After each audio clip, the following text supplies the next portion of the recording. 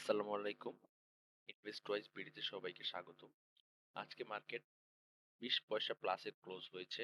আজকে ট্রানজ্যাকশন প্রায় ১২৫৭ কোটি টাকা ক্রস করেছে। আজকের শুরুর দিকে মার্কেট অনেক সবুজ ছিল। কিন্তু পরবর্তীতে মার্কেটে অনেক সেল প্রেশার চলে আসে। আমরা যদি চার্টের দিকে যদি আমরা লক্ষ্য করি তাহলে দেখব যে আজকের ক্যান্ডেলটি পুরোটাই একটি হচ্ছে নেগেটিভ ক্যান্ডেল। আজকের ক্যান্ডেলের বলতে গেলে কোনো বডি নেই। উপরে পুরোটাই হচ্ছে শ্যাডো। আ এই শ্যাডো দ্বারা বোঝা যাচ্ছে যে আজকের উপরে যতই গিয়েছে মার্কেটে সেল প্রেশার চলে এসেছে। এখন আপনারা খেয়াল করলে দেখবেন আজকের সেল প্রেশারটা কোথায় এসেছে। এই যে আমার যে রেজিস্ট্যান্স আঁকা ছিল ৫,৯৪০, বেশ কিছুদিন ধরে বলে আসতেছিলাম যে এটা হচ্ছে একটা বড় রেজিস্ট্যান্স। এই রেজিস্ট্যান্স যতদিন না মার্কেট ক্রস করতে পারবে মার্কেট হয় সাইডওয়েজ চলবে বা হচ্ছে হয়তো লম্বা কারেকশনও দিতে পারে। কিন্তু আপাতত গত ১ মাসের মতো মার্কেট সাইডওয়েজ মুভমেন্ট করতেছে।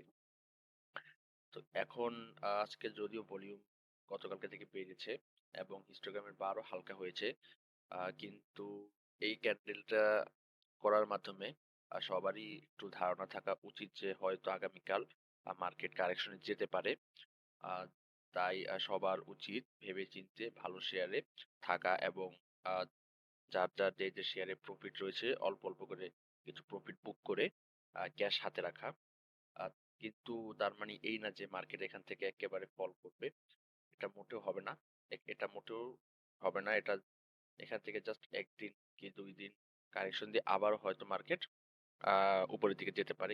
আগামীকাল যদি মার্কেট কারেকশনে আসে তাহলে মার্কেটের সাপোর্ট থাকবে ৫,৮৩০। এটাই হবে মার্কেটের ১ম সাপোর্ট। তারপর দেখা যাক যে মার্কেট কিরকম আচরণ করে। তবে আমরা এখান থেকে মোটেও ভয় পাবো না যে মার্কেট এখান থেকে নিচে পড়ে যাবে। স্বাভাবিক সাইডওয়েজ মার্কেটে ২ দিন সবুজ ক্যান্ডেল থাকলে ১ দিন লাল হয়, আবার ২ দিন লাল হলে ১ দিন সবুজ হয়। এভাবে সাইডওয়েজ মুভমেন্ট হয়। আমরা এর আগেও সাইডওয়েজ মুভমেন্ট দেখেছিলাম। এই যে এখানে দীর্ঘ ২ মাসের উপর এখানে সাইডওয়েজ মুভমেন্ট হয়েছিল। এখানেও কিন্তু আমরা ব্যবসা করতে পেরেছিলাম। কিন্তু সব শেয়ারে ব্যবসা করা যায় না। ধীরে, ধীরে ঘুরে, ঘুরে তারপরে শেয়ার বাড়তে থাকে সাইডওয়েজ মুভমেন্টে। কিন্তু সাইডওয়েজ মুভমেন্ট মানে এই না যে মার্কেট খারাপ, এখানেও ব্যবসা করা যায়। তাই আমরা আতঙ্কিত না হয়ে আমরা ভালো শেয়ার থাকার চেষ্টা করব এবং প্রফিট থাকলে আমরা প্রফিট বুক করার চেষ্টা করব। এতে করে আমাদের টাকাও সেফ থাকবে এবং আমরা ভালো শেয়ার এন্ট্রি নিতে পারবো। আর একটি সেক্টর নিয়ে আলোচনা করব সেটা হচ্ছে ইন্স্যুরেন্স। ইন্স্যুরেন্স সেক্টরের দিকে আমরা খেয়াল করলে দেখব যে ইন্স্যুরেন্স সেক্টর হায়ার হাই তৈরি করে উপরের দিকে যাচ্ছে। তার এই যে একটা হাই, এই যে ক্লোজ এর এর পরবর্তী আ ক্লোজ হয়েছে এই যে উপরে। তার পরবর্তী হয়েছে উপরে। অর্থাৎ তার কোনো ক্লোজ নিচে হয়নি। কোনো রেজিস্ট্যান্স এ বাধা পেয়ে যে নিচে চলে এসেছে সেটা পূর্ববর্তী রেজিস্ট্যান্স এর উপরে হয়েছে। এবং তার এই যে নিচে যে সাপোর্ট পেয়েছে সেটাও পরবর্তী পূর্বের সাপোর্টের উপরে।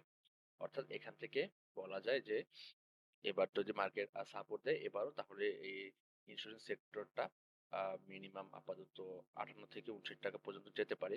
কিন্তু আগামীকাল এই যে ৳৫৬.৬০ ৳৫৬.১০ এটা হচ্ছে আগামীকালকের একটা রেজিস্ট্যান্স। আগামীকাল দেখা যাক এখানে এসে ইন্স্যুরেন্স সেক্টর কিরকম আচরণ করে। এটা ব্রেক করতে পারলে উপরে ওর ৫৮ থেকে ৳৫৯ যাওয়ার চান্স রয়েছে। আমরা তাই ভেবেচিন্তে ট্রেড করব এবং ভালো শেয়ারে থাকার চেষ্টা করব যাতে করে আমাদের পুঁজি সেফ থাকে।